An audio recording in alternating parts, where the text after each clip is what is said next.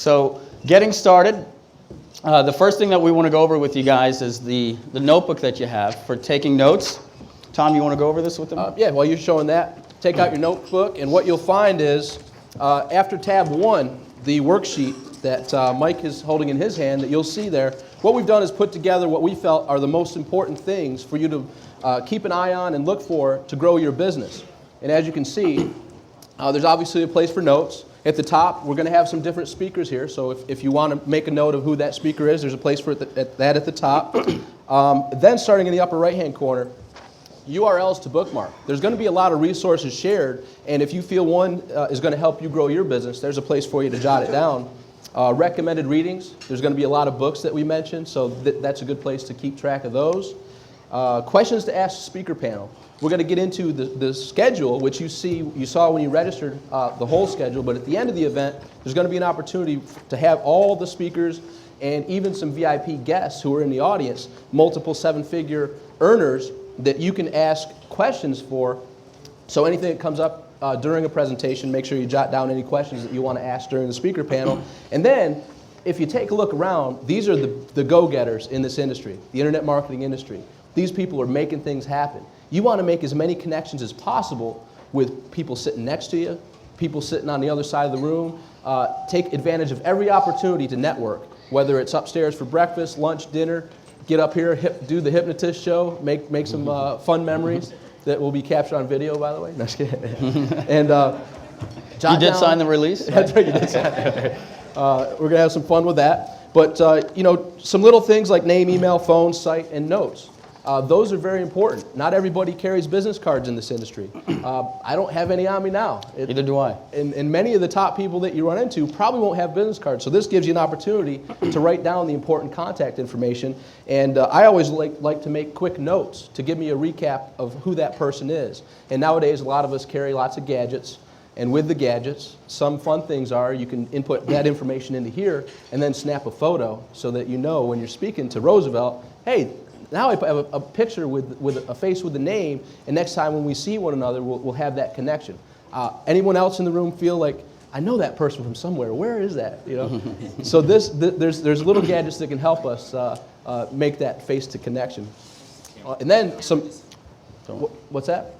That's okay. Right. They'll take care of it. Immediate Jim, your action camera fell. After event. That's important, right? Because there's going to be a lot of things that are triggered in your mind. Say, wow, I need to do that. But don't trust your memory. Jot it down on paper. If it's memorable enough for you to say, aha, that's an aha moment, jot it down as an immediate action after event or a hot idea that can assist you in taking your business to new levels. Now, there's about approximately 20 sheets after tab 1. Some of you will go through 20 sheets very quickly. In the back of the room, just find someone with the yellow shirts and ask for more sheets. We have a whole box of them. So the more you take notes, the more you need it, it's back there for you. So just head back and have fun with that.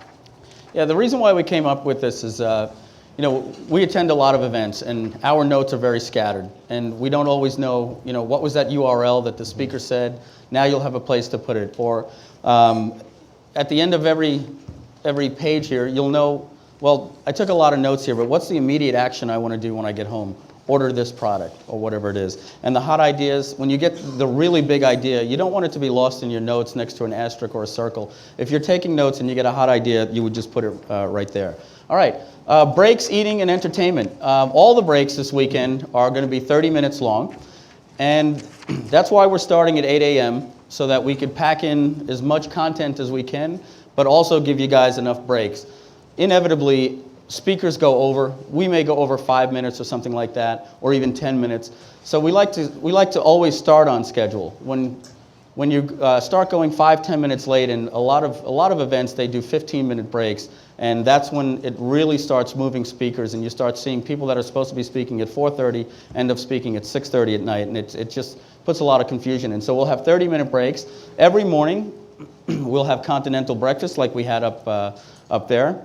Hope everybody had an opportunity to get their juice and coffee and fruit and things like that. Lunch will be served every day, right upstairs. Lunch is at a different time every day. In your little starter kit that you got when you registered, you got meal tickets for all 3 days, and there's also a schedule, and it tells you what time lunch is starting every day. And I think lunch starts 2:30, early today, Sunday, right? 1 or something? 11 or like 11:30. We're starting early for lunch What's it today.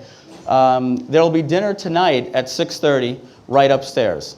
So as soon as we break today at 6 o'clock, we'll have a half hour for everybody to go up to their rooms and freshen up and do a little more networking, and then dinner will start at 6:30. Right after dinner, somewhere around 7:30 to 8 o'clock, we'll probably work that time out. Yep. We're going to have Dr. Scott Lewis will be the entertainment tonight. He's a hypnotist. A Vegas-style comedy hypnosis show we're putting on for you. So you know, Dr. Scott actually plays at one of the Las Vegas Strip hotels every Monday night. Every Monday. And he attended an internet marketing seminar to learn how he could grow his business. And we had an opportunity to meet him. So every time we're in Las Vegas, we always give him a call, and he knows a lot of good connections over there. And in fact, he also did a very similar performance at Armin Morin's big seminar, and it was a lot of fun. So when he's doing that tonight, if you'd like to participate in that show, he's going to probably be pulling 15 people up. It's very exciting. It's a lot of fun. Make sure you the get one we saw, involved in that. Russell Brunson was acting as a Chippendale dancer. So this, I propose we have Ken MacArthur up here. Yes. Just personally, you know, Okay. anyone else There you working on go. that as a Chippendale dancer? So keep your eyes tuned for that. And Joel Tyrion, we saw Joel his Tyrion, rendition yeah. on the Carnival Fun Ship. Okay, a special learning session. Don't know if that's confirmed yet, but It'll I happen believe at it is. 9:30 p.m. Is he here? We spoke with him? Not yet, but a couple days ago. All right, good. Yeah, at 9:30 tonight we have a special bonus learning session. It wasn't part of the original agenda, wasn't part of the original sales page, but we did mail that out to you. We have a person named Amish Shah, and he's going to be going over some pretty good AdWord techniques Pay-per-click, with you yeah. tonight with Amazing pay-per-click. pay-per-click stuff. There's the beta testers that have had tremendous results, saved them hundreds of hours of their research. That now it's brand new. It's going to be released out of its beta, so we're going to be excited to premiere that here. It's going to be pretty cool. Okay, and then there'll be a break after that, and then the optional karaoke and cocktails and foosball tournament will be going on tonight. So what'll happen here is Paulie Sable will be setting up the karaoke machine here. Everybody in the room will get 2 drink tickets. Okay, and there's going to be a cash bar that'll go till 1 a.m. We don't want to keep you guys up too late. You can cash those tickets that we give you in. Did they get those tickets already? Not yet. We'll have them by this evening. You just cash those tickets in for 2 free drinks. And also, if there are any big foosball fans, like you saw, if you watched the video that we sent out, we're going to put a Sweet 16 tournament for a Final Four tournament up tonight. We'll make an announcement for that. It's going to be all in fun. And we might as well throw this in too. Anyone remember the Nancy Kerrigan incident where, you know, my knee? So if there's a gentleman named Jeff Diedrich who happens to be winning, we need a volunteer to come in with a pipe. Anyone wants to do that? We'll take. Okay, yeah, we have he's Mike, the favorite. Mike Ambrosio Okay. will do that. Great. Okay. And housekeeping. All right, we're going to start just like we did this morning. Tom, you could take this one Okay, away. great. As you noticed, we're starting bright and early. Just as a weird comment here, you know, we're internet marketers, and when is someone going to do an internet marketing seminar that starts at 4 in the afternoon and goes till 4 in the morning? Because that's pretty much the hours that a lot of us have, right? But you know, we figured we'd wake up the time that we normally go to sleep just for the fun of it and see how everybody goes. But I slept like a baby last night. I don't know anybody else. A baby that, you know, didn't get any sleep type of deal, so that was screaming up all night. But we start sharp every morning, so make sure you're here. There's a very valuable information that's going to be shared bright and early. So you want to be here. Breakfast is served at 7, so make sure you get here, do some networking upstairs, grab some breakfast, because we begin at 8 o'clock every morning. Try not to be late for all the sessions. We are recording the event, as you see, and we'll discuss that later in this weekend as well, of what's to come from that. If you do have questions, or when we have an opportunity for you to ask the speaker panel and or hot seats type of situation, make sure that you wait for the microphone before you speak so that it can all be captured on video. Make sure your phones are off. Everyone has cell phones nowadays. Right now, you might want to do that. Pull out your cell phone. Put it on vibrate or silent mode. Vibrate, or whatever. silent. If you do have it on vibrate or silent and you are receiving a call, please be courteous and exit the room to take any calls. We're lucky Adam Ginsberg is not here. His rule is if your phone rings during the presentation, he sells it on eBay. So Right. we're a little fortunate. Maybe we'll do that. We can last minute choice here. No video is allowed of the event. Pictures are allowed, correct? People can snap Absolutely, photos. yeah. So if you want to take some photos, by all means, feel free to do so. We will have Mary Mazzullo here, which we'll talk on a little bit later, a professional photographer. All the notes are for your personal use only. As you saw with the agreements back there, this is kept between us. You know. So what that means is, just to be clear, is that after you take your notes, you can't compile them into a Word document and then sell them on on the internet as the 2007 Figure Business Workshop notes or go to give a them away popular for forum. free. Go to a popular forum. Hey, look at all the fun stuff I learned at the 2007 $5,000 ticket. The reason why is there's everybody paid $5,000 to be here, so you guys deserve to have the information and deserve that somebody else doesn't put it out there to get people to subscribe to their newsletter for free or something like that. So certainly your notes are for your personal use only, and laptops. If anybody's using laptops, please try to keep it to a minimum. We have no problems, of course, with laptops in the room. People using their laptops. Make sure your volume is off or your laptop is on mute. And if you're the type of person that takes notes on your laptop, please keep the keystrokes down. Somebody's sitting next to me and they're just like going the typist away. on Meet the Parents. Meet the Parents. She's behind the airlines thing. That type of stuff. All right, opportunities to take advantage of. Mary Mazzullo, are you in the room? She's probably getting set up. Yes? Where? Raise your hand. Where's Mary? Oh, there she is. Oh, wow, there she is up there. Cool. That is Mary Mazzullo right there. Mary Mazzullo is from seminarphotography.com. Mary, where should people see you today to make an appointment? I'll probably be taking that back table next appointment. Okay, down around the back table. So she's going to be here the entire weekend. She's going to try to make appointments during the break so that nobody misses anything. But if she does get booked up and you really want to get your pictures taken, you can certainly find a schedule that works for both of you. So if you make an appointment and you brought the right clothing and everything for your website and you want to look professional, Mary's the one that takes the pictures where you can hold the cardboard and you can point to different things and have your opt-in box that you're looking at and all that type of stuff, and all the professional photos that you want for your website where you're standing. I think you get the picture. If you try to go to a local photographer sometimes, they don't really understand exactly what we're trying to get. Most of the professionals in our industry, or many of them, use Mary Mazzullo for seminar photography, so we definitely would love to see you take advantage of that. Video interviews, executive room. There's an executive room which is on the opposite end of where this is. As you walk through the hotel, so the people in the yellow shirts can point that out for you. There's going to be Dan. Dan, are you in the room? Dan Dennis. Dan Dennis? He's setting up. He's setting up. Yep. Dan is setting up professional studio quality audio and video for you. So take advantage of the networking and the gurus that are in this room.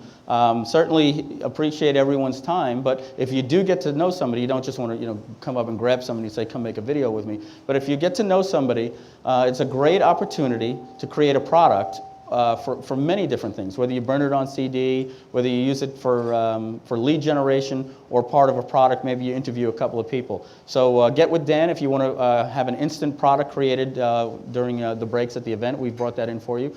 And video testimonials throughout the event starting Friday evening. Certainly we can't do any video testimonials, but we'll probably be asking on Sunday for video testimonials if you guys enjoyed the event.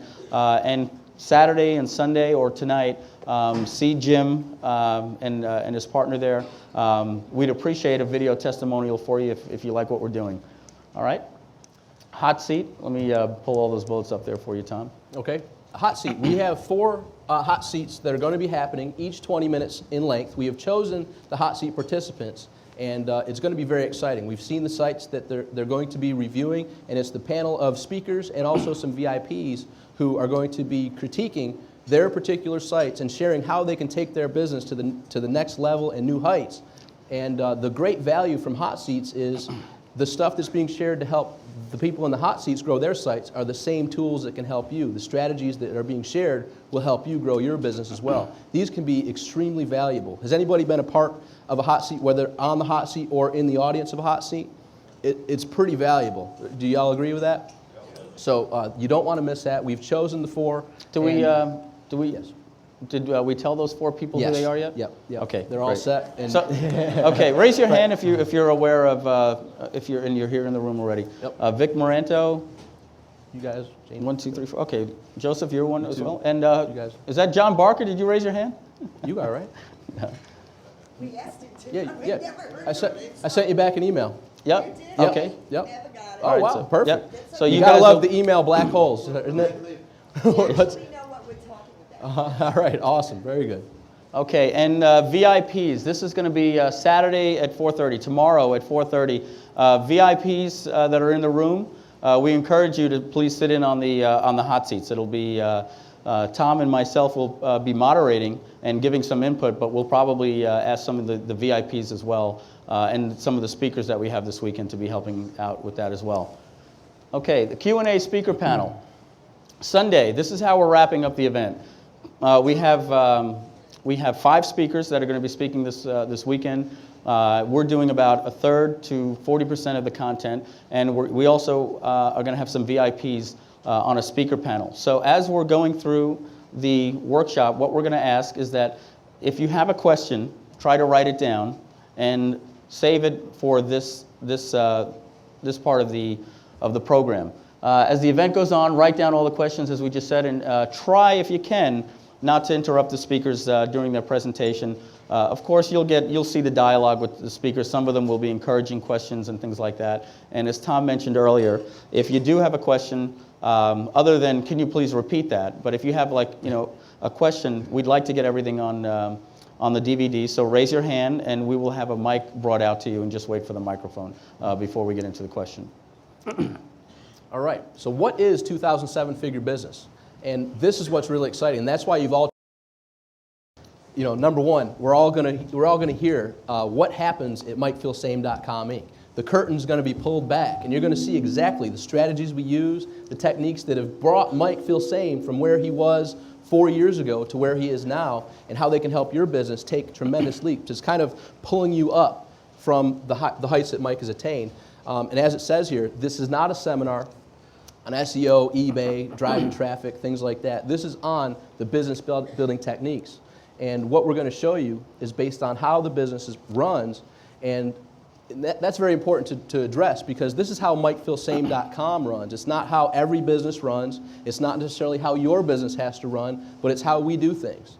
And when you find someone, I always call it identify and align. When you find someone who's doing or producing results that you would desire to produce or attain, and you can do your best to align with them, you want to learn as much as you can and see what fits you.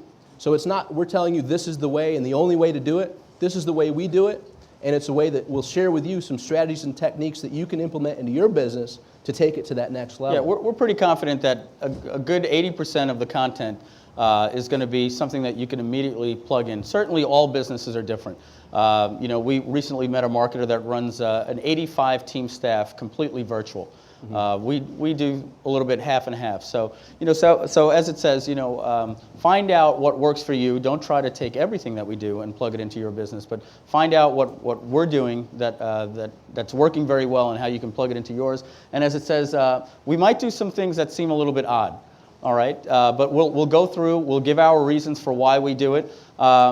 There could be a certain percentage of people in the room that may say, I tried that, it didn't work for me. Again, every business is different, but again, as the first bullet says, what we're doing is we're pulling back the curtain of exactly how our business runs. That was the whole premise of this event. We're actually going to take you at the 11 o'clock presentation. We're going to take you through a whole history of my entire business, month by month, from the day that I started up until now, and you'll see the progression, and that's going to be a very interesting story. And then finally, I like to touch on the word odd. I've had the unique opportunity to work with some top performers such as Jim Kelly, Jeffrey Gitomer, people that are producing odd results, doing things that people are like, wow, I want to be odd, because odd seems to be you know, if you're not reaching the heights and the pinnacles that these top performers are, and you happen to get close to them, you notice that they're doing things a little bit different. And you want to learn as much as you can from them, but find what fits you perfectly. And here's the other cool thing. We're just like you. We plug into all the seminars. We're constantly, like Tony Robbins says, CANI, constant and never-ending improvement. We are right now up here as people who make mistakes. And as you see in the presentation of the whole journey from MikeFilsaime.com, not every site has been a superstar success. And that's the cool thing. But we just keep on trucking. We'll try something, we'll test it, we'll tweak it, and then we'll keep moving. So you'll notice that we do make mistakes, we do make errors at times, but then we try to make quick adjustments and keep on moving forward, one step at a time. Yeah, as we go through that progression at 11 o'clock, I'm going to show you the mistakes that I made, not just the successes, because there's a lot that you could learn from people's mistakes. So when I get to those points, I'll show you what I think went wrong with whatever it was with that particular project. And then finally, if you have something that's working in your business, and maybe we're leaving something on the table and you truly feel it's a key point that everyone in the room should know, at that point during the presentation, raise your hand, ask for the microphone, and feel free to comment if there's a point that you could compliment on, or maybe we're giving just a little bit of information and you have something that's working that's not in the norm, that is really just a great practice, and we'd love to hear from you guys as well. Okay, here's what we're going to learn for all of today. The first presentation is going to be on understanding the importance of your vision and what your vision is. And we're going to get into a lot of stuff from Jim Collins. Who here has read the book Good to Great? Curious? About 15, 20% of the room. All right, so now that's the first time you can write in your books now. All right, books to read. Good to Great by Jim Collins. That is, in my opinion, required reading for everyone in this room. Okay. The next presentation, I think, starts at 11 o'clock. That's going to be, is that 11? 8? No, that would be 10 o'clock. That's the history of MikeFilsaime.com, Inc., and it's even more than that. I mean, when I tell you we're going behind the scenes, we're really going behind the scenes. I actually compiled data from last month and put it into a spreadsheet from every single one of my sites, how the money comes in, broken them out into pie charts for you, what sites bring in, what percentage of the money, how many orders every one of my sites bring in, how much money my sites bring in, a lot of confidential information, but I'm breaking down every single penny that my sites do. So you'll actually see where I focus on.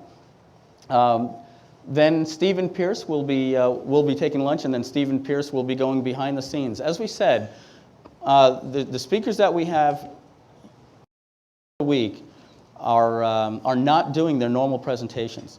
They're not going to be doing their typical, walk you through an hour and 20 minutes and then, a 10-minute presentation. And not that there's anything wrong with that, but that was not the focus of this event for an eBay person to teach you eBay. Stephen is going to be pulling the curtains behind his business and showing you how his business runs, and all the speakers this weekend as well. The next presentation is called Fast Profits, from Concepts to Creation. All right, we're going to, did I skip one? No. Oh, yeah, I did skip one. After Stephen we go into employees, virtual and in-house. We go into outsourcing, out-tasking, all those different things. We get into how we hire our employees. We take you through our office, what everybody does, the process that you should go through as you grow. When is the right time to hire an employee? To understand when you're in a position of cash flow and things like that. That's what we're going to get into there, and why you want to consider hiring employees if you have doubts about hiring employees, and how you want to set up an office. If we're probably going to encourage you to set up an office outside the house, or that's completely detached from the house, where employees can come in, and we'll give reasons for that. Then we go into the Fast Profits, from Concepts to Creation. That's an acronym, Fast Profits. We're going to get into that. Then the bonus session will be tonight on the new AdWords technology. Tomorrow, Tom? Tomorrow, we are going to learn the resources behind MikeFilsaime.com, Inc., and that's when we hand out the brand new report. Is that correct? Yes. All right, so you're going to get first access to a brand new report, not even released to the public, called the Resource Report. And we're going to go through and share all the resources that we use and open up the curtain, just like Mike said, and give you line by line all the tools that we found that assist us in taking the business to new heights and reaching new levels of success. Then we're going to get into a very important presentation by David Kavanaugh about integrating your business using one shopping cart. So it's going to go in depth on how to maximize your use of one shopping cart. We're talking real deep and how you can get a real crash course in getting the most benefit from this powerful tool. And that's going to be a very important presentation. Next, we're going to talk about the marketing plan. And that's your plan, obviously, on marketing. Real simple, 3 words there. And now, when you make all this money, there's a little funny thing that happens. The government is very happy you're making all this money. So they're like, cool, keep making money, because they keep as much as they can. So we're going to try to share with our expert, Drew Miles, secrets on how you can keep as much legally as you're entitled to. Now, don't get us wrong. I want to pay millions of dollars in taxes, but the bare minimum legal. I don't want to overpay. You know, does anyone else want to overpay, or you'd rather pay the bare minimum? So Drew's going to get into some strategies that you can use once you start reaching the success. It compounds very quickly. And next thing you know, the government's like, hey, you owe me some money, and we're going to try to keep that as low as possible for you. One of the things with Drew, just so you know, that was not on the sales letter. That was that's also a bonus that we put in. You know, we were talking. We said, you know, we should probably get involved in talking about, you know, tax strategies and things like that. So so Tom put a phone call out to Drew, and we were fortunate enough to get Drew working with us. That came out after a big meeting in San Diego with pretty much most of the top players in internet marketing right now. We're in this room, and that was a big topic. Hey, how the heck do we pay the minimum in taxes legally? Because this compounds, it grows rather quickly, as you'll see when Mike goes into the history of Mike Filsaime. Yeah, because part of money comes in saving money. Yep. So. And next, you're going to go to the hot seat makeovers. And this is going to be extremely powerful information. You know, you may not be up on the hot seat, but I know every time I'm in the audience taking notes, like, wow, that's definitely going in the areas that we've listed there as hot ideas or actions to take, because the resources that are shared from the panel is just tremendous. They open up, they really hit it hard. Sometimes it's hard to be in the hot seat because it's hot. It gets a little hot at times because it's your little baby, you know, it's your site and all that. But to take that feedback, and even as an audience member, and implement it into how you can take your business to new heights is powerful and tremendous. Okay, Sunday. Sunday is our final day. Again, we start at 8 a.m. Tom is going to give a presentation on the 8 most important questions to grow your business and why.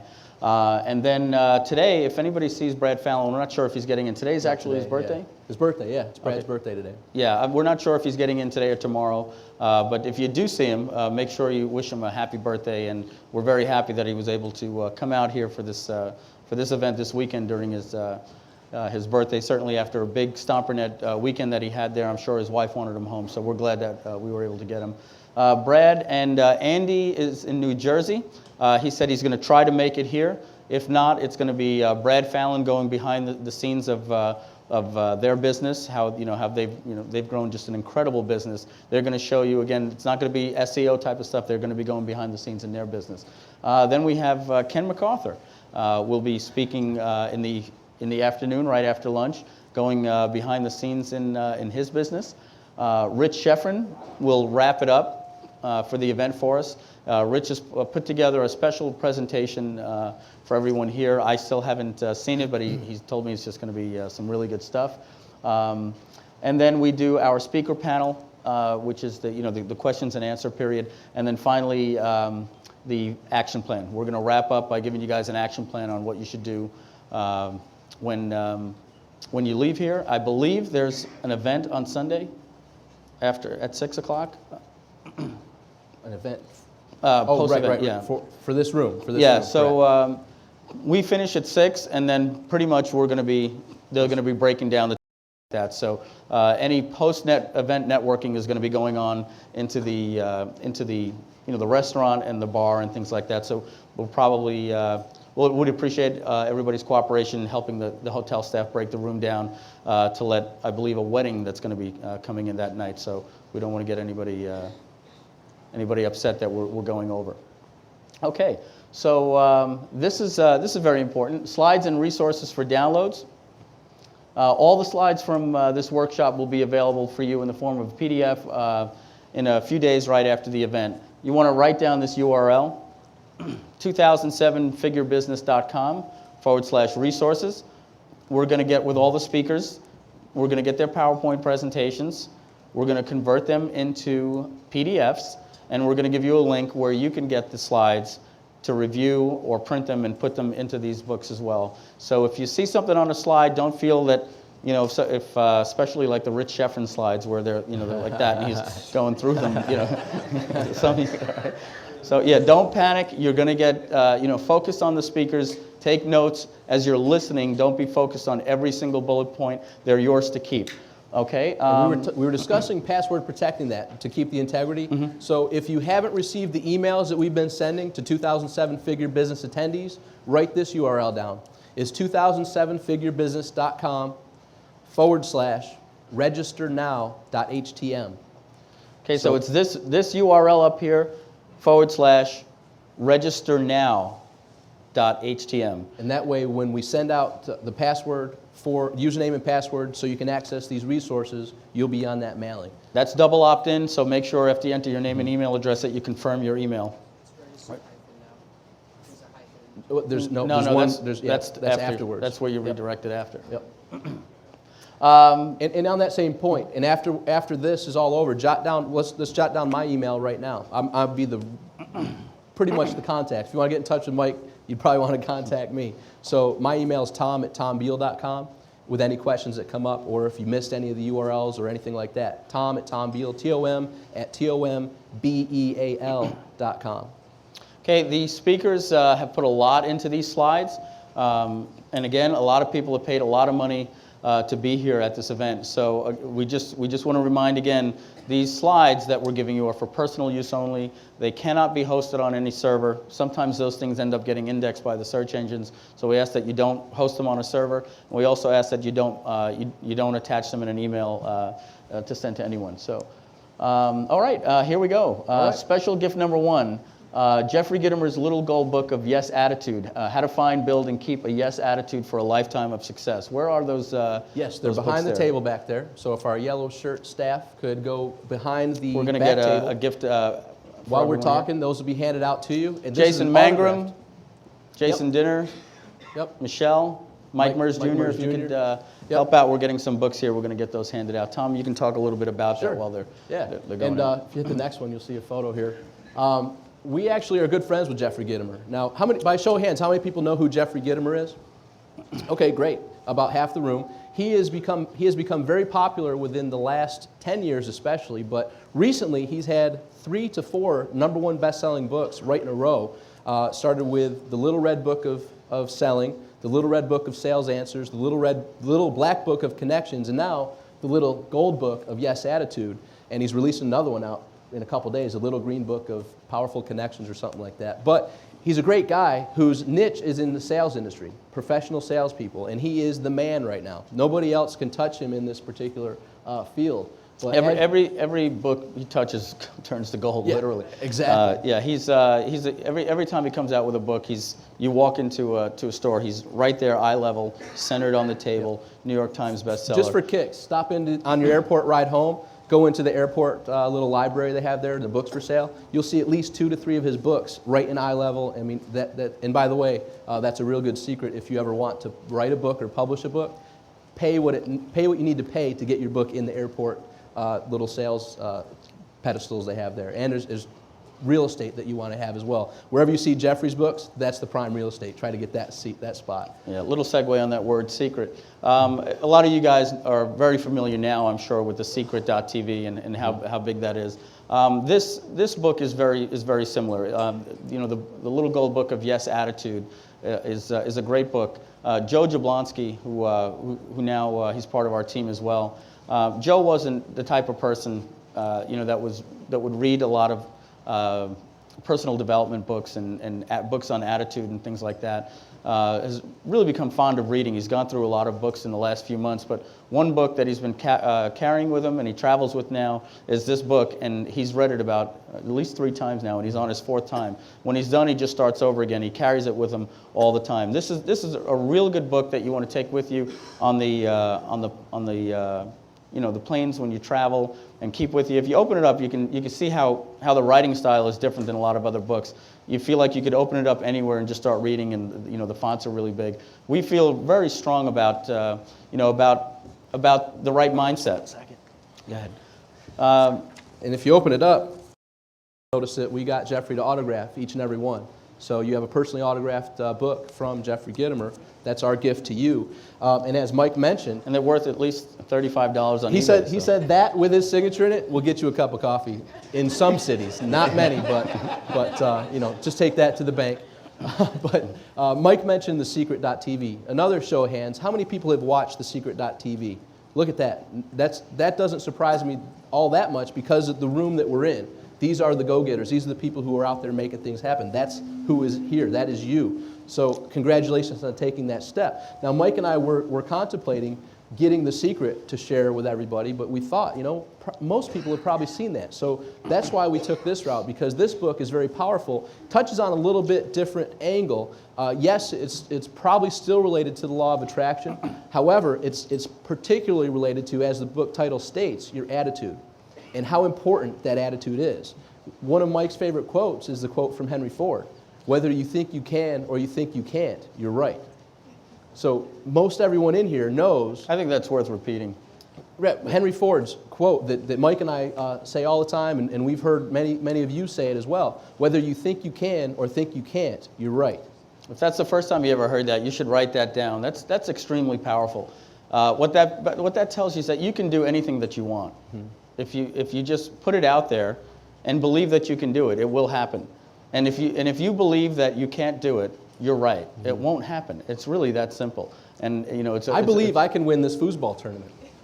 I'm confident. And I believe I'll prove them wrong. So. No, right. Right. One of us will be right. If everyone believes it, one of us will be right. No. But on the same note, there's a quote by Napoleon Hill, who states that whatever the mind can conceive and believe, it can achieve. So on that same point as the Henry Ford quote, if your mind is capable of conceiving the idea or conceiving that attitude and believing that it's possible, it can be achieved. And think about that. That's an extremely powerful concept, because I feel, and many of you probably have heard this before, that we have like an internal regulator. And that regulator is set in all different levels of our life. But since we're here to talk about 7-figure business, we have a regulator that determines how much income we're currently making right now. And if you think about that, if a billionaire were in my shoes right now, he'd be a billionaire probably in a week, financially. If something were to happen and he lost all that stuff with the connections and with all the things that were in place prior to that, and if he were in my shoes right now, if he didn't commit suicide, he'd be a billionaire within a week or two, Mm-hmm. but they wouldn't, because they have the yes attitude. Things happen. Stuff happens. Not everything is a climb like this in your life. There will be bumps in the road. But if you have the yes attitude, you can overcome these obstacles. Napoleon Hill has another quote: "Every adversity carries with it the seed of an equivalent or greater benefit." Think about that. That's powerful too. It's not so exciting to hear when you're going through adversity. However, looking back on my past, I can see that the adversities that were the largest in my life ended up being the largest learning points in my life. The things that I really had to struggle and really get down on my knees to trudge through, I am now so grateful, because they have molded me into who I am today. So all these quotes, if you combine them together, they relate directly to you having a 7-figure business, and if you already have a 7-figure business, an 8-figure business. If you already have an 8-figure business, that's the 9-figure. Because when you have that internal regulator, you are earning exactly what you're earning because you feel comfortable with what you're earning. If you want to raise that, you have to go put yourself outside that comfort zone and start hanging around with people and start learning from people who may be at a different level, or a level that you're seeking to attain, so you can live the life that you desire and deserve to live. And that's what we're here to share. It all starts, a 7-figure business, 8-figure business, or beyond. Maybe even a 6-figure business. Definitely a 6-figure business. all of them start with attitude. That's why we felt it was so important to share this book with you. If you could go back one slide to see the picture. And notice here, Paulie Sable's back there. Paulie, this was an important day. You agree? That, if you see, there's Paulie Sable, Jeffrey Gittimer, Mike, myself, and Brad Fallon. How would you like to have been a fly on the wall for that meeting? Yeah. I would, and I was there. And I was happy to be a fly on the wall because it was amazing. Lots of valuable stuff. It was a full day of brainstorming. And Jeffrey has noticed the power of internet marketing. He's built lists well over 100,000. I think now he sent a recent email for his new book release. It's close to 250,000 people in his email list in the sales professional field. So he has noticed that there's a lot of things happening with people who are making things happen in the internet marketing community. And you obviously have noticed that too, because here we are. So if people who are already attaining this success are going to these experts, and if you notice, every one of those experts is here for you today. So that's pretty powerful, but it all starts with what Jeffrey put on there, a yes attitude. And it's not talking about positive attitude. There's a difference between a positive attitude and a yes attitude, which you'll find when you read the book. And as Mike mentioned, it's very easily scannable. Right off the bat, you're going to pick up some very powerful quotes that one of them may trigger something that pushes you outside of your comfort zone, which in turn, with you transforming your attitude just a little bit, you will see huge results in your business. So we started here for a specific reason. It all begins with vision. So that's our gift for you. Now we're going to get started on some of the content. I want to do a quick survey before we get started. And how many people in this room right now are making $65,000, $75,000 to $100,000 a year or more, all online? Raise your hands up way high in the air. All right. That means it was a very well-written sales letter. That's about 75% of the room. Now, if you're not, that's okay. And if you're a newbie, and this is like you've been online for about a month, that's okay too, because with anything, begin with the end, getting the right foundation. If you're starting to play golf, you don't want to play and make mistakes for the first year and then go find an instructor, right? You want to find out what's the right way to play before you even pick up the club with a coach or a mentor. All right, so the purpose of this event was to take people from $100,000 a year to $1 million per year in 2007. Whether you think you can or you can't, you're right. We believe that the people in this room that are making $100,000 a year can easily make $1 million a year this year, and we want to help you do that. The important thing to understand, and here's a breakthrough if you want to write this down as well, is that the things you do in a six-figure business are why you have a six-figure business. And there are things you do in a seven-figure business that you don't do in a six-figure business. And we're going to take you from that transition. If you continue to do what it is you're doing, you're going to continue to get the results that you're doing, and it's that simple. So we have a great group of people. This is really a very, very good event. We put the sales letter together exactly for those people. When we put that sales letter out, and one of the people in this room purchased the ticket, he immediately called us on the phone and said, "Thank goodness for this event. I'm sick and tired of making $100,000 a year." And we looked at each other and we said, "I know I'm going to get my seven figure, and this is going to help do it." Mm-hmm. He had the yes attitude before even coming. Had that intent before coming. The vision was there. So, he knows who it is. Yeah, so if you're sick and tired of six figures too, great. We're going to try to take you to seven figures. All right. One other side note on that, I'm looking in the audience. There are people that have multiple seven-figure businesses already in the audience. There's people that are making the figures that you asked on an annual basis, monthly, sitting in this room. I can see several right away. So that's the point that I mentioned earlier about the CANI. If you've never heard that, that's a great concept from Tony Robbins. CANI, constant and never-ending improvement. Because the people who are earning seven figures are still seeking to improve those results. So make sure, once again, back to that networking, that you get to know who your neighbors are, who the people behind you, people who are in front of you, because there's power in this room right beside you. Okay. All right, great. Here's where we're going to start taking notes, all right? And, we're going to focus here on vision, and we're going to get into, as I said, a lot of stuff from Jim Collins in Good to Great. Vision is an image of the future we seek to create, okay? It's very important that we all have a vision that's clear, that we know what our purpose is in our business. The vision isn't just to make money, right? You know, it's deeper than that. You know, you really have to ask yourself, what is it that I really want? Why is it that I do what I do? You know, the money, you know, as Stephen Pierce says, the money is just a means to get what you really want. All right, so vision is an image of the future that we seek. A vision statement describes in graphic terms where we want to see ourselves in the future. It should describe how we see events unfolding over the years to come if everything goes exactly as hoped. Let's focus on that exactly as hope. That's the ideal scenario. Picture you had your pen right now as a magic wand and you were able to tap the table and everything transformed to that perfect vision. The ideal scenario. What would that look like? And I would say the more clear you can become on what that future vision is, the more possibility of it becoming a reality. That ties back into the secret, the law of attraction. If that's what you're focused on and you have a lot of passion behind that, it will manifest. But the key is clarity. Make sure you can become clear on every aspect. Why am I doing this? What results am I searching for? I like to phrase these based upon what I learned at the Dale Carnegie event as the as is and the should be. We all are where we are right now today. Where do you want to be 5 years from now? Where do you want to be 1 year from now? Where do you want to be next week?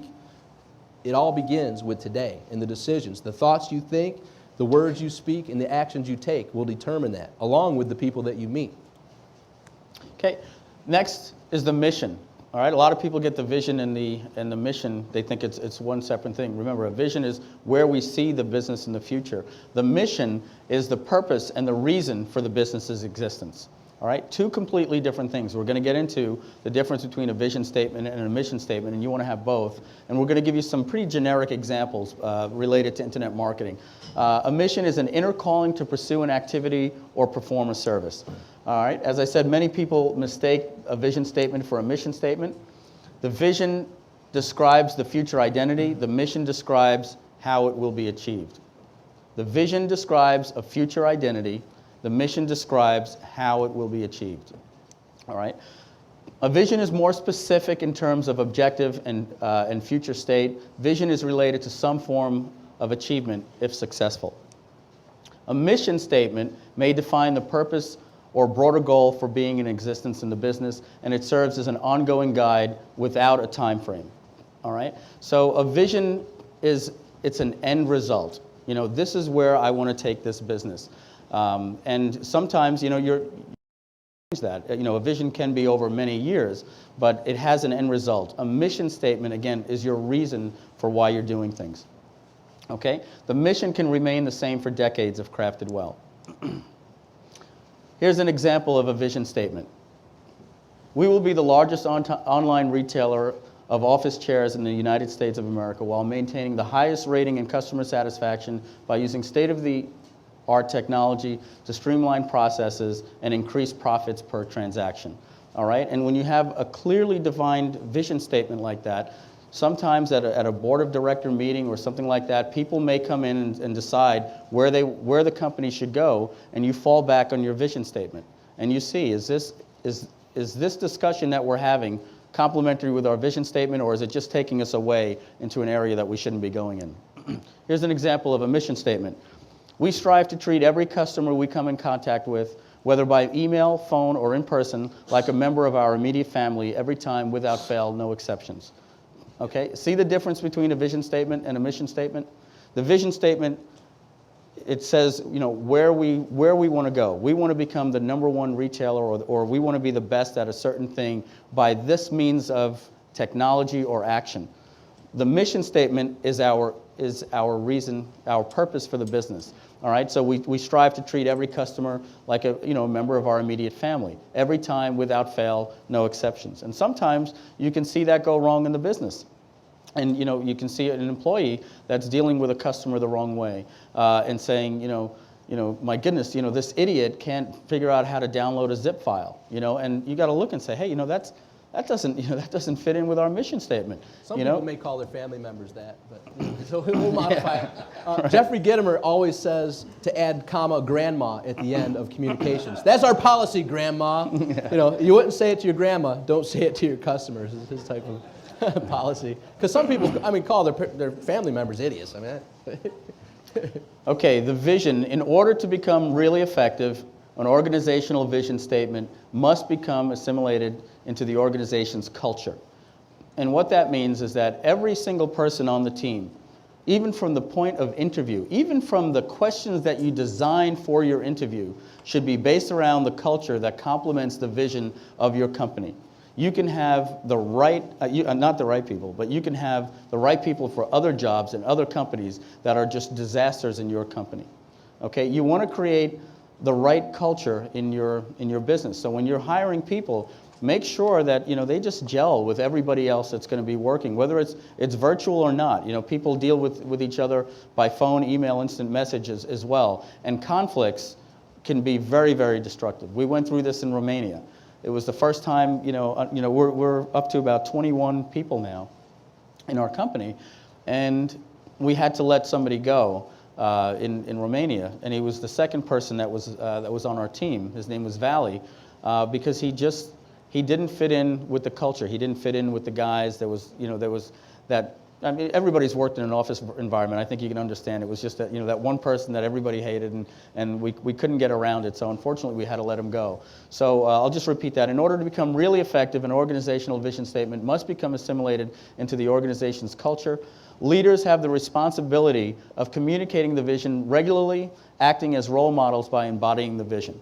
All right, so you want to be a walking embodiment of this vision. People in your office should look at you, or your staff should look at you and say, wow, he walks his walk, or she walks her walk and talks their talk. You don't want to say one thing and then be doing something else. You want to, and that's why it's important not just to make a vision statement because it sounds good.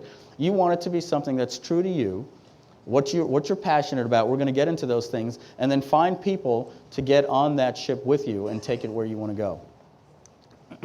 Features of an effective vision statement may include clarity, paints a vivid and clear picture, so it's not ambiguous. All right, so it's very specific.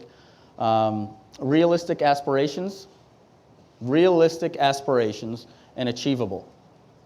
Okay, we do have to be realistic. We do need to face the brutal facts sometimes.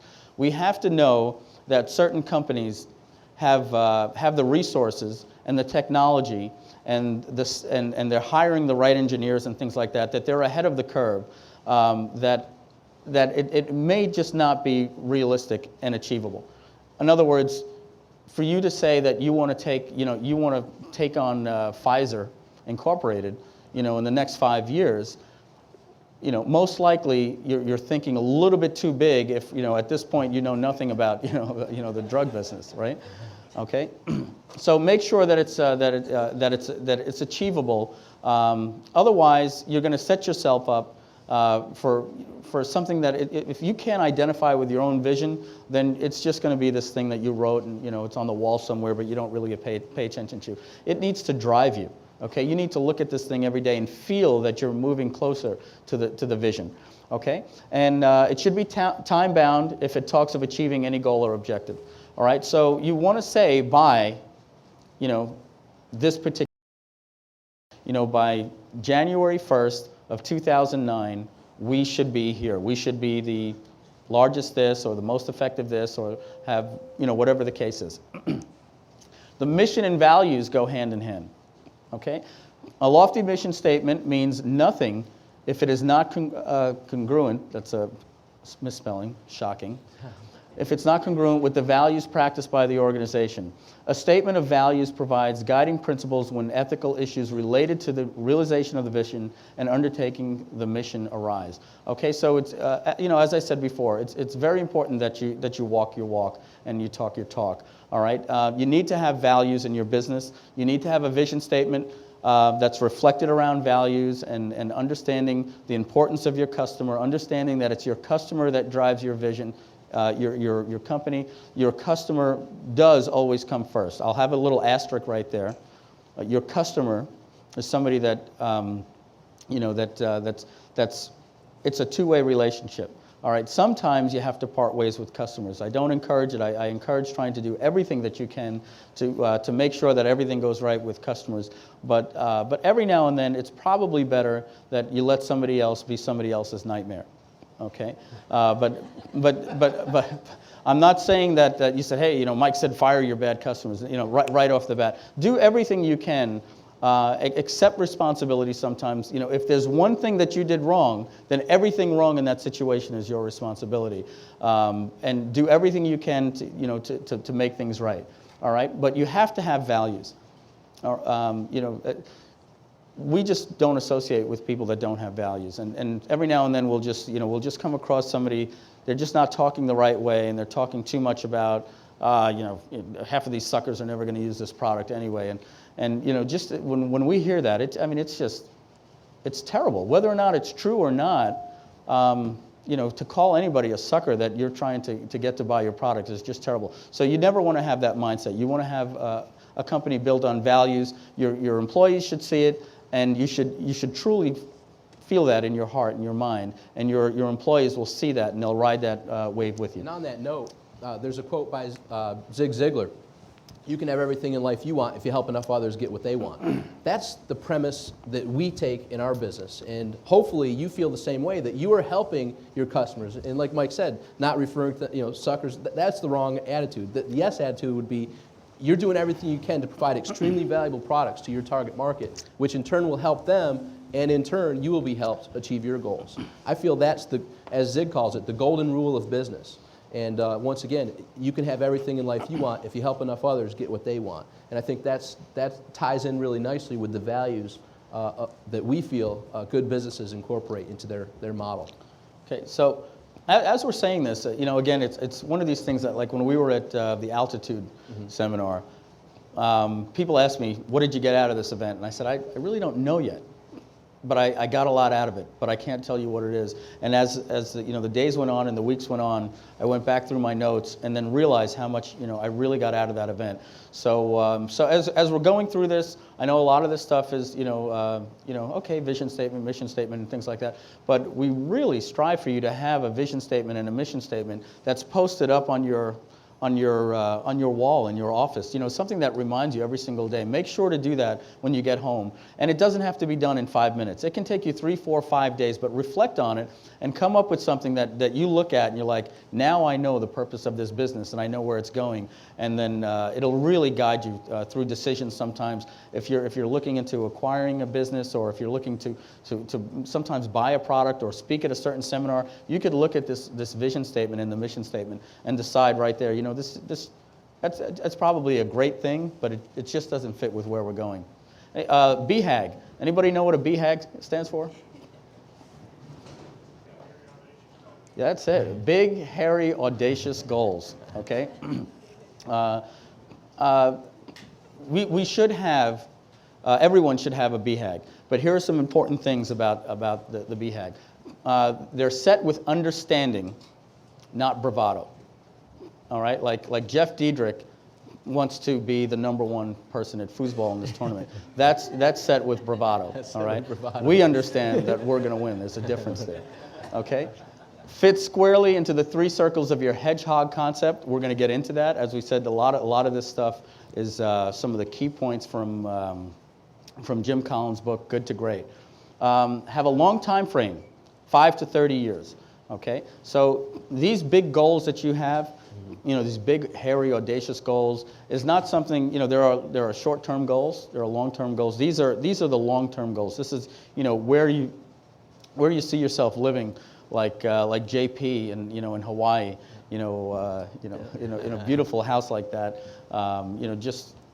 just in a dream home, the lifestyle, the type of business that you want, how it's going to run, what type of car you're going to drive, if you're not married, the type of marriage that you're going to have, the whole thing like that. And it's not a big, hairy, audacious goal if people aren't telling you it'll never happen.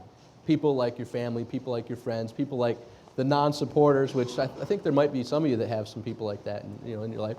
It's not a big, hairy, audacious goal unless someone's saying, that'll never happen. I mean, it has to be something that scares you, but is attainable. You know, if you were to ask the people in YouTube, if anyone ever told them, you guys are dreaming, that'll never, you guys haven't even made a profit yet, you know, go keep on dreaming, you know, to the tune of billions. Yeah. You know, and now those are big, hairy, audacious goals.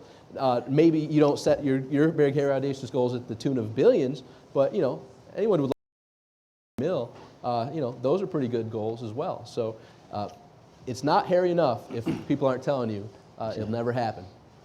Okay. BHAGs are clear, compelling, and easy to grasp for yourself and for the people that are on your team with you. Everybody should understand, you know, where the company is going. It shouldn't be this complicated thing that, you know, when people say, you know, so you know what's your goal in the big picture, and then you just say something where people are like, wow, that just doesn't make sense. It should be something that, as it says here, directly reflects your core values and your purpose as well.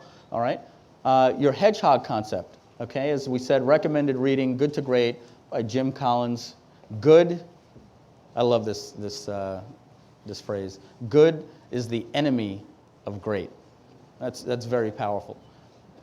Okay, settling for complacency. Toleration, we learned that recently. Eliminate everything that you tolerate. You know, if there are things in your business that you tolerate, find a way to eliminate it. Okay, and you'll find how far you can go with things that you just tolerate. You know, well, why do you allow that to happen? Well, it's just it's always been like that, and I guess we just tolerate it right now. Find a way to eliminate the things that you tolerate. Good is the enemy of great, and we're here to make you great, bring you from good to great. Okay. Are you a hedgehog or a fox? All right. A fox knows many things, but the hedgehog knows one big thing.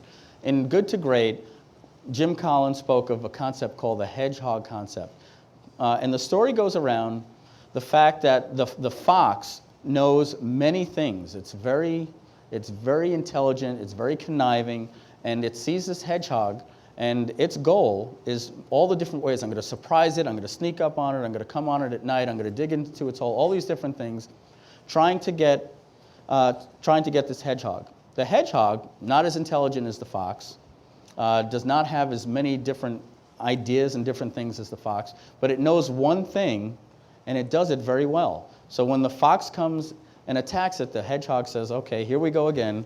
When is this fox going to learn?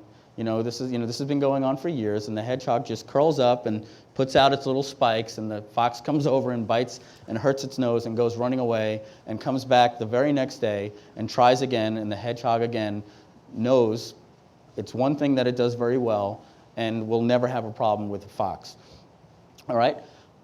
So the first question here is, are you a hedgehog or a fox? These things may help you understand this question and then find out how we can find out what our hedgehog concept is. So let's find out if we're a hedgehog or a fox at this point in our business. Foxes pursue many ends at the same time. They are scattered or diffused on many levels. Hedgehogs simplify everything into a basic principle or concept that unifies and guides everything it does. So what I'm going to tell the room here is that if you're trying to build an eBay business, you're trying to build content sites, and you're trying to do, 3 MLMs. Yeah, MLM programs, 3 MLM programs, right? And all these different things.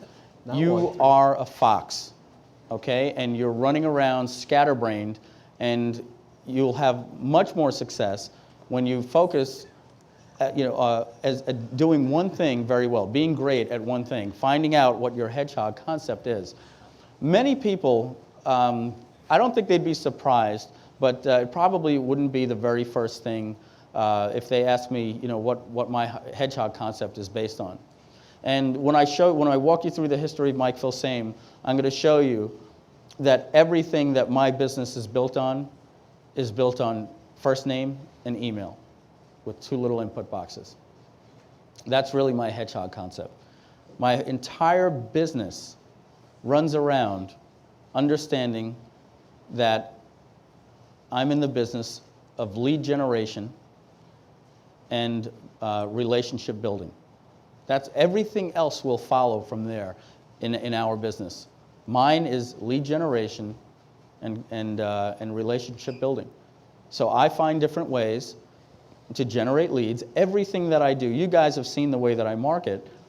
There's always a lead generation process in what I do. Whether it's sometimes if it's a software product, there's a lot of focus on lead generation. We have a new product coming out that adds a viral factor to the lead generation.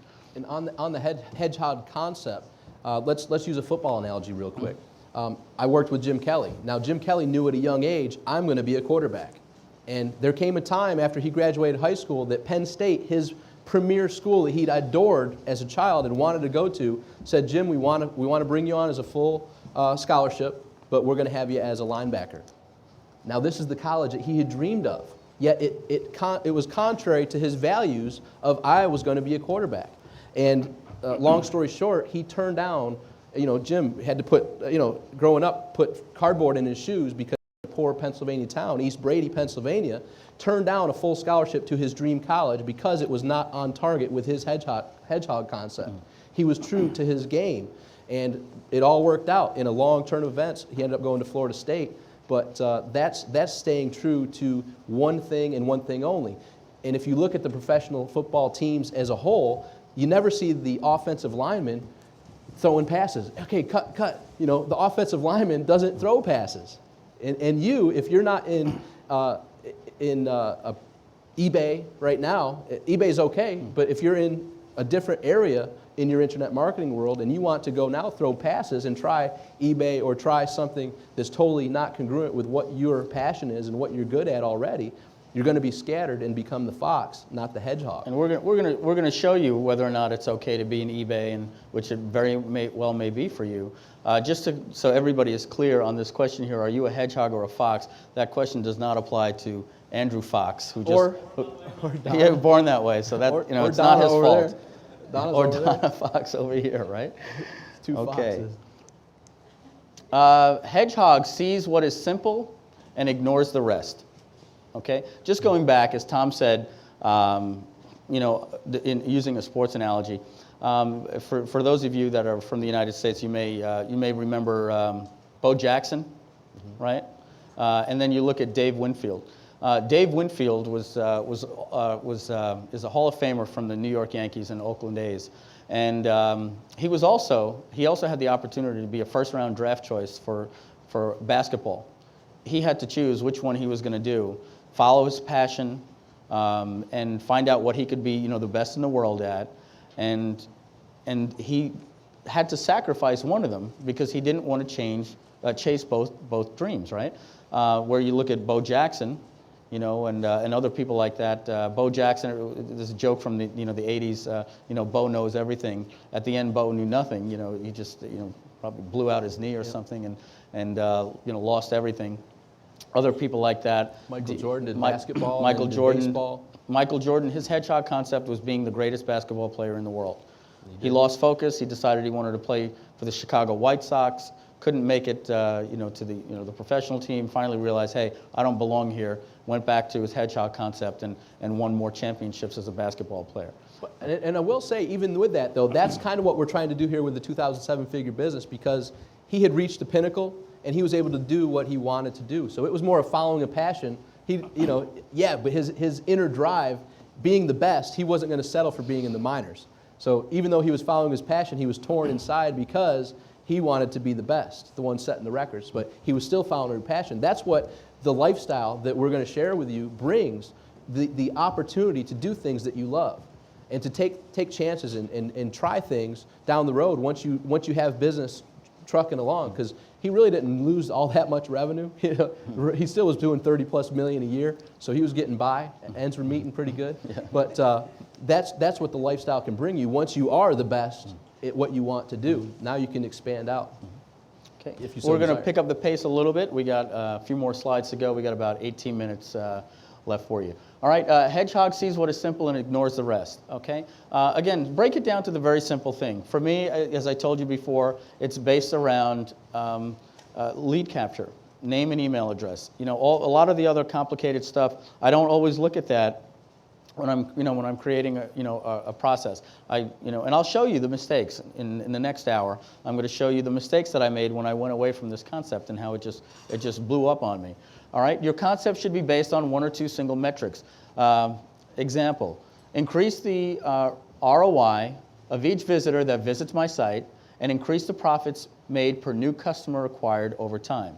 All right, so that's a typical Hedgehog concept. All right, you find out what you want to focus on, and in this case, it's increasing the return on investment for each visitor. It's a metric that you can measure on a day-by-day basis. You can see, are we increasing the return on investment for every customer that's coming to our site?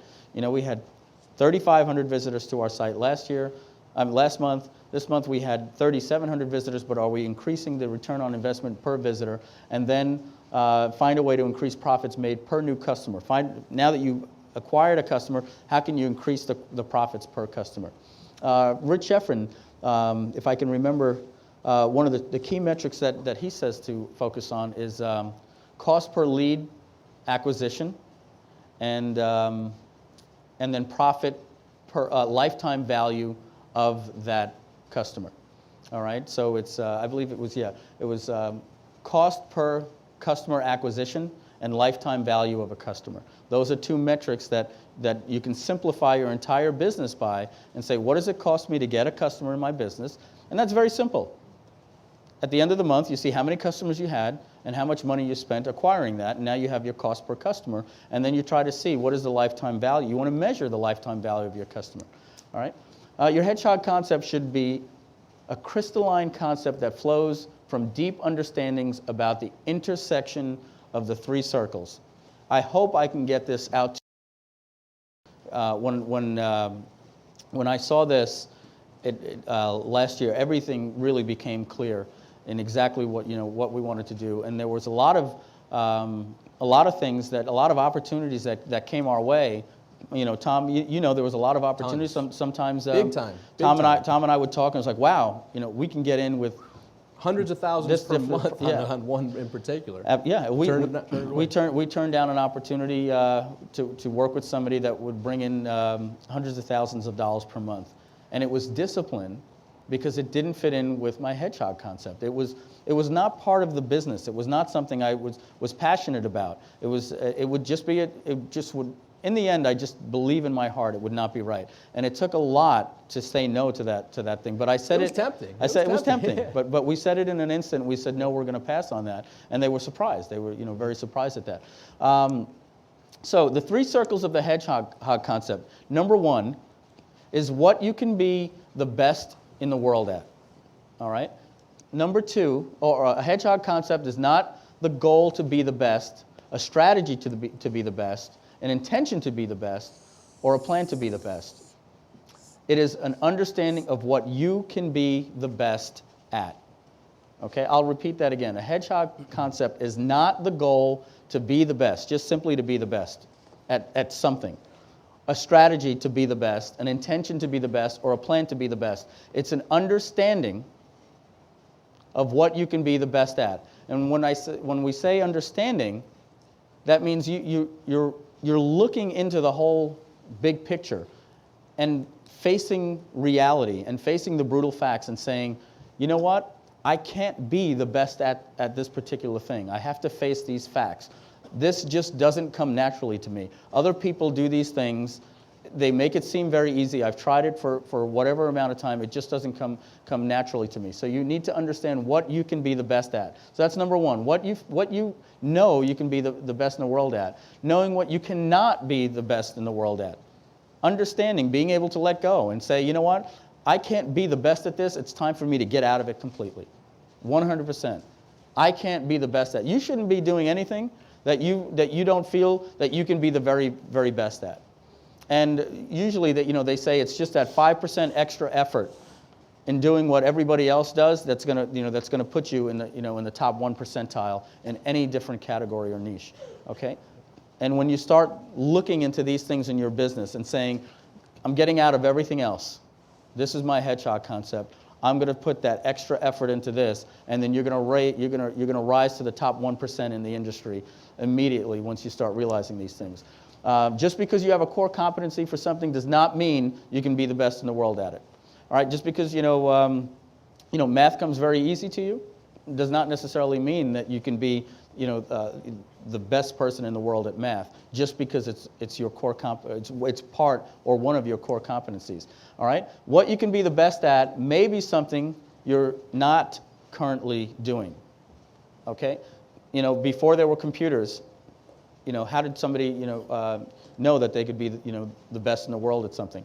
Bill Gates had a core competency for the business of computers before they were even out. But when the opportunity came, he applied it with his core competency. So you have to. It doesn't have to be something that you're currently doing. You may have a core competency, and you may not be applying it to where you should be. And/or this industry changes so quickly, there may be something that comes out next month that you just catch. You get it. You grasp it better than any of your friends, better than any of the experts that you think would grasp it. You just get it. And then you get in there and you study it, and now you become the expert. You say, this is the passion I've been searching for. It may be right around the corner. Or a look in the mirror to say, what looking at my past, have I been good at? What was easy to me that was difficult for others, that I felt should have been easy for them to do? But I just picked it up and ran with it very simply. Take a look and give an assessment of what your strengths are, what you're good at, what you're passionate about. And through that self-analysis, you may be able to determine what you feel you can be best at. Okay, circle number 2. What drives your economic engine? All right, discover the single denominator. And here we have the example, profit per X. All right, if you're going to get involved in something, number 1, you should know that there is already, or you understand that there'll be economics involved. I was talking with Mark Bronstein, and Mark was pioneering audio back in video on the web back in like 2001 and 2000. And back in 2000, there wasn't compatibility. There weren't the right drivers and everything for a cross-platform video. But now Mark it's something he's passionate about. It's something he's going to be getting back into. But discover the single denominator, that's profit per X. So when you know that there's an economic engine, you want to break it down to a single denominator that you could focus on. All right, and circle number 3, each circle is just as important as the other. Circle number 3, what you are deeply passionate about. All right, what this means is that if you were making all the money that you wanted and you were doing this particular job, that you wake up in the morning every single day and you just say to yourself, I cannot believe that I'm making money doing something I would do even if it didn't make me money. That is when you've really hit it. When you say to yourself, I'm just the most blessed person in the world. I was made for me for it. And if you're making money right now doing something that you can't say that about, then you might have to face the facts that you need to find what it is you're passionate about. And then focus on the activities that ignite your passion. The idea is not to stimulate passion. You really can't stimulate passion. And that's why, we used to say in the car business, you can't motivate people. People are either already motivated or they're not. And it's the same thing with passion. You can't ignite passion. Let me try to get this person passionate about something. If you're not passionate, you're not. There are certain things that you're passionate about, but discover what makes you passionate. Okay, and here, as Tom made the circle there, the most important thing here, in the middle here, is the intersection of these 3 circles. When you can find that, you have nailed it. You're doing something that works with your core competency that you can be the very best in the world at. You're deeply passionate about. You wake up every morning can't believe that you're getting paid to do it. And it drives your economic engine. You know the important things to focus on to make money in this this thing. Now I'm going to go off for a second here. 2 out of 3. What was that song by Meatloaf? Right? 2 out of 3 ain't bad. bad. 2 out of 3 is very bad. It's bad. 2 out of 3 is very bad. And let's look at it. If you're doing something that you're passionate about and something that you're good at, but there's no money to be made in there, you're going to be extremely frustrated. If you're doing something that you're very good at, that's making you money, but you're not passionate, you're at the point that you hate it, you know, well, yeah, I'm good at it. Everybody, yeah, of course, yeah, everybody tells me I'm really good at it. And yeah, I make $150,000 a year doing it. But every time that I wake up in the morning, I get sick to my stomach driving into work. Selling copiers. I was real good at it, and I made good money. I wasn't so passionate about it. Right. Anyone relate? Right.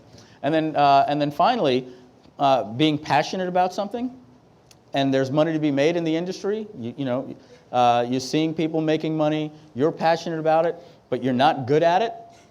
That can be very, very frustrating, right?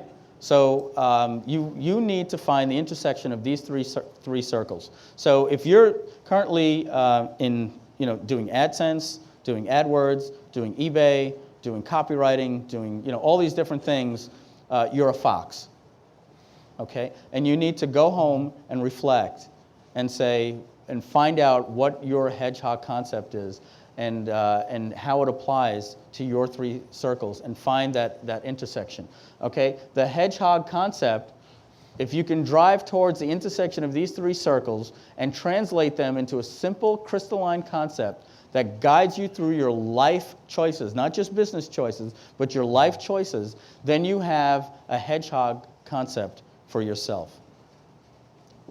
I hope I did this justice. I mean that, because when I saw this really resonated with me, and it just made everything very clear for me. Back to the opportunity that we turned down for several $100,000 per month.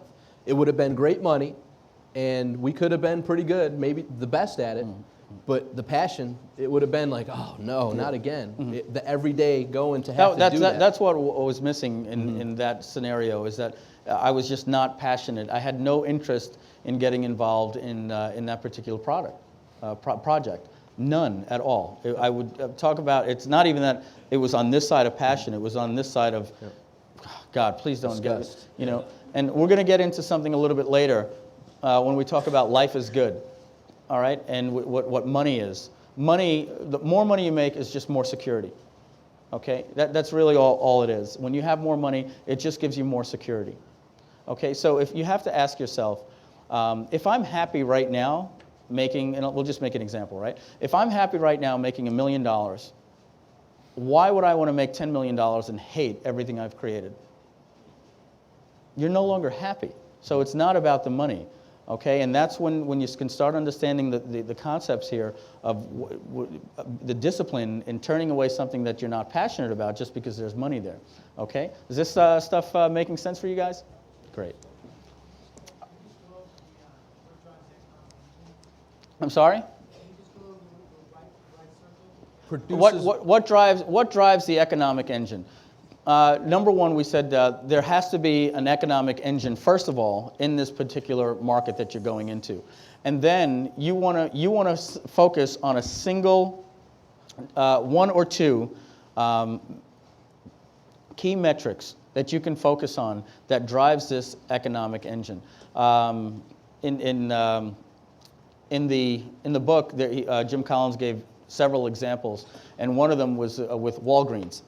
And Walgreens focused on what drove their economic engines on 2 things. One was location of Walmarts to the population of a city. So at certain populations of certain cities, they would put different Walmarts. These are the things that were driving their economic engines. And number 2 was profit per customer visit. Those are the only 2 things that they focused on. They didn't get into all these, they didn't go into board meetings and say, oh, CVS is doing this and blah, blah, blah. No, we know what our hedgehog concept is. And we're not going to go crazy because drugstore.com came out and all these different things. And they understood the technology. They eventually got online, but they realized that if they could, and they used technology to drive their hedgehog concept. They used technology like drugstore.com couldn't, to take online prescriptions and then go to a drive-through and pick them up at the store and have everything waiting for you. But their things were to make sure that they had stores where the population dictated, and then they focused on profit per customer visit. That's it. How can we increase profit per customer visit? Every question that they asked themselves was, how can we increase profit per customer visit? And I like to summarize all three of these with, am I passionate about it? Can I be the best at this? And am I able to make an income that will allow me to live the lifestyle that I desire? So driving the economic engine to me means, is it going to produce the revenue that I'm seeking to live the lifestyle that I'm wanting to live and seeking to fulfill? Pick your position. We kind of covered this already. The highest paid sports players are specialists at what they do. Okay? They understand the nature of every single aspect of the game, but they are hedgehogs at their position. They're great at one thing. All right. So the point here, and we got to move on a little bit, so I won't go too much into it. But the point here is that your goal is not, in high school to say I want to become a football player. Your goal, your BHAG has to be, I want to be the greatest wide receiver of all time. Okay, and then you understand that you go to practice and you know how the quarterback works and how the offensive line works and everything like that, and you can talk the game as good as anybody else, but you don't go kicking field goals, right? And we learned as we grew up to be well-rounded. Well, do it all so you can be the best at everything. It's impossible to be the best at everything. You have to be the hedgehog. My brother's 6'4", 310 pounds. One of the highest paid defensive linemen in the NFL. He got drafted in '97 by the Jacksonville Jaguars. Now he's with the Houston Texans, named Seth Payne. He's my stepbrother. But he's not a wide receiver. He's a defensive lineman. And he'd be foolish to say, you know what, this year I'm feeling a little frisky. I'm going to go try out for the wide receiver position. He's a hedgehog. He knows what he's good at. He's on the line, taking the center, and probably a guard or tackle, whatever comes at him. That's what he's good at. That's what he focuses on. That's what he practices on. As Mike said, he's not going to go out there, hey, I think I saw a Jim Carrey movie, the kick field goal is wild right. I'm going to go kick some field goals. Yeah, right. He's focused on being the best that he can be for his position. And that's very, very important. Okay. Stop chasing the money. Okay, I think every single person in this room has been guilty of this at one time or another. I know I have. I can tell you just so many times that I bought the latest, greatest AdSense tools and different things like that, and just, I saw the money. I saw, people, we did this and we did this, and if an opportunity comes along, don't act like a fox. All right, determine if the opportunity will work within the 3 circles of your hedgehog concept, and if yes, consider it. If no, then turn your back with discipline. Okay, stay on course with your vision, and stay focused to the course at hand. Okay, identify and align. Study who's the best in the industry currently. Okay, in the industry that you want to be part of. Okay, if you choose to be the best or among the best, you need to know who to knock off or who to roll with. And that's very, very important. And I'm telling you, I wish I had the list of the people that I wrote down when I said, I want to meet one day, I want to meet Frank Kern and Armin Morin and Stephen Pierce and Jim Edwards, and I wrote these things down. And then I said, all right, I've identified these people. How do I align myself with these people? In this case, it was easy. Well, they go to these places, I go to these places. All right, become a student of their life and their business. Okay, if you see somebody that has pretty much everything that you have in their business, their lifestyle, and everything like that, well, find out. Not just how they run their business, but become a student of their life. Find out what happened when they were 9 years old, and what schools they went to, and what different industries they were in, and the tragedies, not tragedies, but as you said, the adversities that you went through, the turning points that were in their life, learning points and turning points. Like as Tom said, sometimes adversities happen in our lives. Adversities you later find out are learning points and turning points. Okay. Become their best customer. Make it your goal to meet these people in person and align yourself with these people. Okay? And, I'm just going to go back there on that final one. Just be yourself, but align yourself with the people, the tide rises all boats, right? You start associating yourself with the people that you want to be like. You start doing the same things that they do. You start developing the habits that they do, and all of a sudden, just by osmosis, you start realizing the same results that they have. And how do you align yourself? By providing value. Remember, going back to it's all based upon what value you can provide. Now, if you've made a decision and chosen to be the best in one particular area, people are going to want to associate with you. Jeffrey wanted to associate with us in that picture with Paulie, Mike, myself, and Brad for a specific reason, because he wanted to learn from us. He wanted to learn some value. If you can provide value, people will want to associate with you. So it's your goal to position yourself as the best in one area, and people will, by law of attraction, come to you because you're the go-to person. And I'll make a prediction here. There's someone that's going to be in the room. I don't know if he is right now, but he is probably going to be the next top sales guru for the sales professionals. And the funny thing, find yourself in what would be in the brick and mortar world competition, and I can't stand that company. They're doing that advertising again. Now becomes collaboration with the proper mindset. So here's the up-and-comer, Mr. Frank Rambauskis, who's here at this event, who is not a competitor with Jeffrey. They collaborate on things. And that's just the amazing part of Jeffrey wrote the forward to his book. Yeah, Jeffrey wrote the forward to his book. And it's extremely, had a testimonial in the beginning of it. But that's what happens in the internet marketing community too.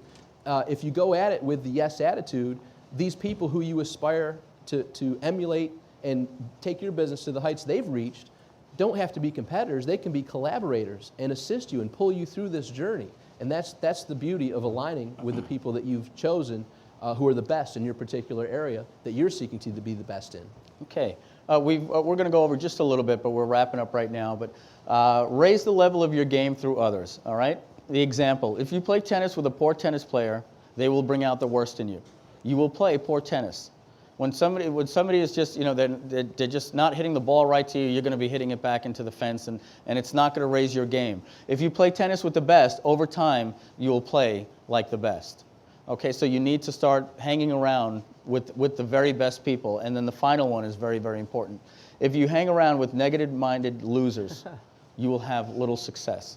You need, unfortunately, to turn your back, or I shouldn't say turn your back. I don't mean it in the sense that you turn your back on people, but stop associating with negative-minded people. They will suck you down. It's the example of the crabs in the bucket. You're trying to get out, and the other crab trying to get out is going to suck you down at the same time, and nobody's going to get out. You just need to, unfortunately, just there's a couple of people in this room we were talking to, and conversations came up. I just can't talk to so and so anymore. They're just negative or whatever, and it just brings me down when we talk with them. And sometimes that can be family members, that can be close friends. And it's not that you have to disown them and never speak with them, but it's monitoring how much time you spend with them, because that energy will get drained. And I think we've all witnessed that. So it's taking that discipline to recognizing and identifying the people who are going to pull you up and the people who are going to pull you down, and try to hang out more with the people who are pulling you up, and little to none, if possible, with the ones that will pull you down. Okay. In the book Good to Great, Jim Collins talks about the flywheel. So you need to put your flywheel in motion. So you start pushing. Rotation is very, very slow at first. Just imagine this big, huge, flywheel, a metallic flywheel, and you're pushing on it at first, and nothing's really happening, and then you finally get it just to break from its standing position, and then I think you've all felt that if you've ever had to push a car or something like that. You start pushing, you feel like it's never going to go, and it finally starts moving, and then you start pushing this thing, and then suddenly each push that you're doing is giving you a little bit more momentum. So rotation is slow at first, then there's buildup. Okay, momentum kicks in. It starts to get easier than it was to get started. You keep pushing. Then breakthrough, or the tipping point. Okay, it starts to create its own self-fulfilling energy. Okay, what the flywheel actually starts doing, starts attracting more energy that starts pushing the flywheel, and you keep pushing, and you keep pushing, and it becomes more successful, and it builds on its success, and it starts pulling in more customers, and those customers, and it just becomes this thing that cannot be stopped. You keep pushing that thing in the right direction. Okay, no single push was the deciding factor. Okay. People will refer to you as an overnight success. Okay, if you look at anybody that's ever been called an overnight success, it's never the case. It only took 15 years. Yeah. to be an overnight success. Yeah, I became an That's generally overnight what success happened. in 15 years, right? What people see, they see the tipping point. They see the point where, oh my goodness, everybody's talking about this person and everything. No, that person was pushing. One day started pushing on this flywheel and kept pushing and pushing and pushing and pushing and pushing, and then it tipped, and suddenly they became an overnight success.